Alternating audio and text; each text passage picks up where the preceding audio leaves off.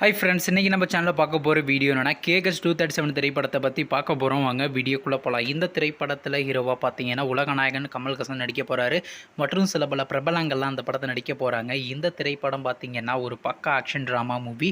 படத்தோட டேரக்டர்ன்றது அன்பரி மொசர் அவர்கள் தான் அந்த திரைப்படத்தை முதல்ல இயக்க போகிறாரு. மியூசிக் டைரக்டர்ன்றது பார்த்தீங்கன்னா ஜிவி பிரகாஷ்குமார் அவர்கள் தான் அந்த திரைப்படத்துக்கு இசையமைக்க போகிறாராம்.